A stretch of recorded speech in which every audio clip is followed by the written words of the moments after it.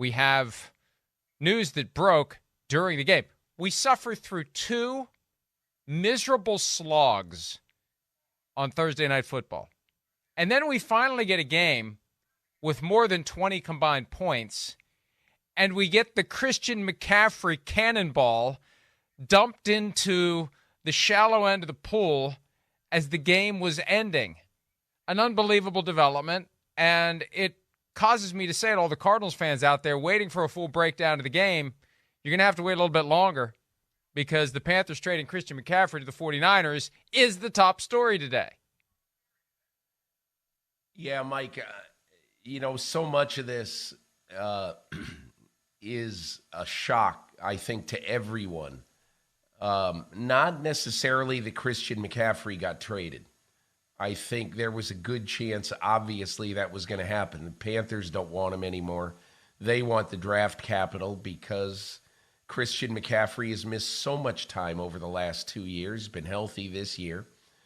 But he's missed so much time that they knew they couldn't build a future around a running back who had been so hurt the last 2 years.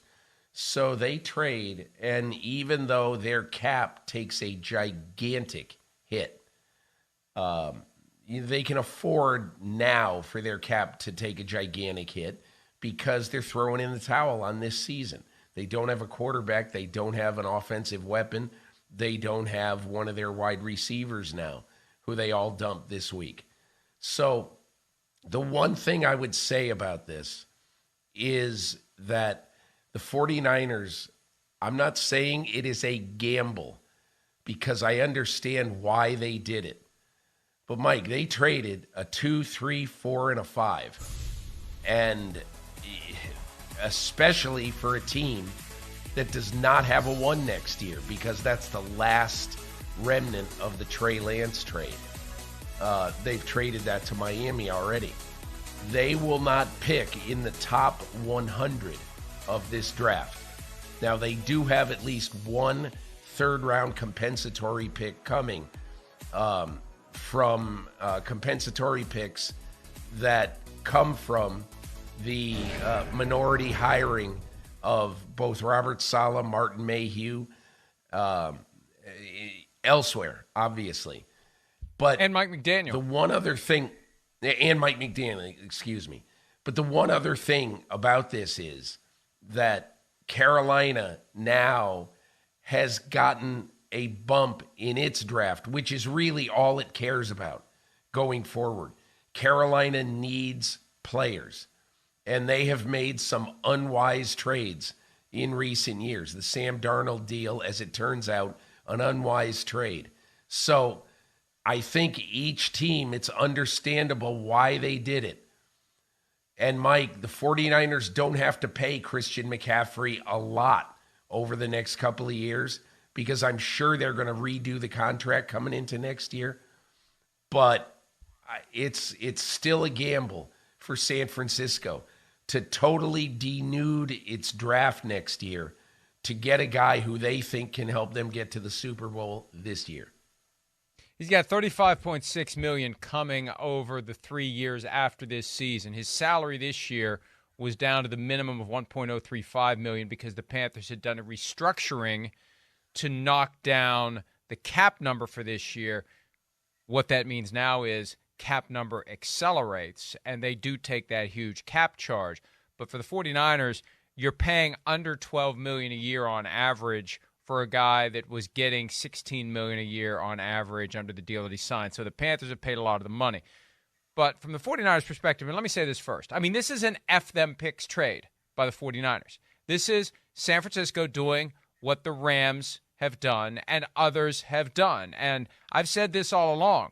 To make an F them picks trade, you need a team that's willing to say, we want the picks.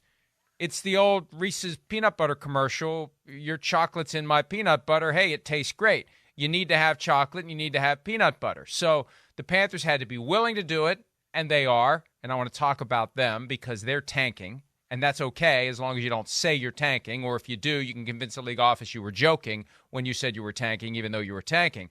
But for the 49ers, this is an all-in move. This is One of the things we saw the Rams do last year, they trade for Von Miller, they sign Odell Beckham Jr., they load up the cannon, and they go get it. And this is the latest effort by the 49ers to close the deal. In the same week, Peter, that Kyle Shanahan is being reminded as he watches film of how close they got to the top of the mountain. 10-point lead with 7 minutes left in Super Bowl 54, and they blew it to the Chiefs, who they play on Sunday. You want to get back there, you got to be bold. Fortune favors the bold, unless you're buying crypto. But that's what they're doing. And it's a gamble. It is a gamble. It's a calculated gamble, because if you get 2019 Christian McCaffrey, you've got Roger Craig, one of the guys who, along with McCaffrey and Marshall Faulk, coincidentally, who played for the Rams at the time, with 1,000 rushing yards and 1,000 receiving yards in the same season, if he's healthy. If he's not, you're going to hear it relentlessly at a time when you're already hearing it for Trey Lance, and you're already hearing it for other failures that have kept them from getting to the top of the mountain, whether it's not waiting for Kirk Cousins, and they would have at least one Super Bowl championship, I believe, if they'd waited for Kirk Cousins, not taking Patrick Mahomes when he was available, not saying yes to Tom Brady when he wanted to come play for the 49ers in 2020. It's just another thing Kyle Shanahan and John Lynch can be criticized for if it doesn't work. If it does work, though, they finally get the Super Bowl that the 49ers organization has been coveting since Super Bowl 29, when Steve Young threw up Gatorade on your shoes in the backseat of the car after he finally got his championship. You know, Mike, every time you mention that, all I can think of is Barbra Streisand. Memories. Look, you know, the one other thing, you talk about the money that Christian McCaffrey is owed over the next 3 years after this year. Mike, I will be shocked.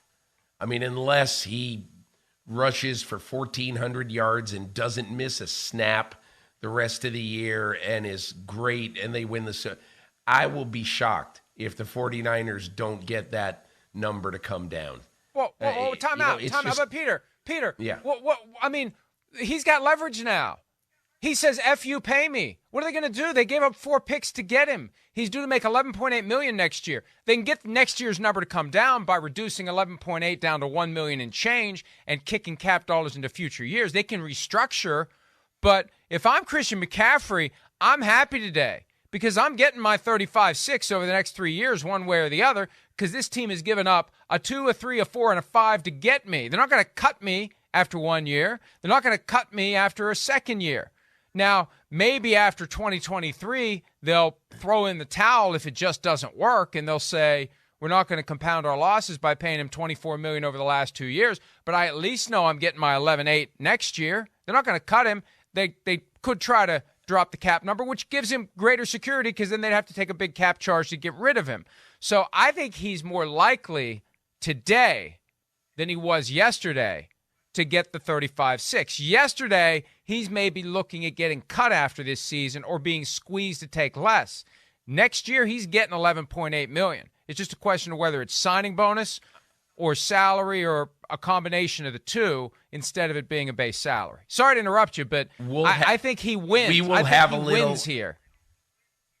We'll have a little friendly Macanudo bet. Okay, and that is that sometime in the next calendar year, okay, that his contract will be redone, and it won't just be a restructure for next year. His contract will be redone to give the 49ers some advantage, especially in the last 2 years of the deal. But let's take money off the table. You know, the way this works for the 49ers is because right now, Kyle Shanahan understands what his offense is. His offense is a receiver-friendly offense without a great running game. And I think what he wants to do, and he understands running backs get hurt. That's been the history of Kyle Shanahan, going back to Jerick McKinnon, who they paid a bunch of money to, and he played for them for about 10 minutes. And, you know, because he was always hurt. So running backs get hurt. They have a premier running back who, and this is a gigantic if based on his history, if he stays healthy, you cannot tell me that there is a better, there might be equal, okay? There is not a better running back wide receiver combination in football than Christian McCaffrey and Deebo Samuel as far as dangerous weapons. And when you have an okay quarterback, not a great one, but an okay quarterback in Jimmy Garoppolo, that becomes essential. And so to me, I kind of look at this and say that I understand why the 49ers did it. But if Christian McCaffrey repeats his injury history of the last 2 years, then the 49ers are not only going to be let down, but come draft day next year, they can all just go play golf, because they're not going to have a pick until pick 103 at the end of the third round. Hi, it's Mike Florio. Thanks for watching PFT on YouTube. Hit subscribe for the latest news and analysis from Pro Football Talk.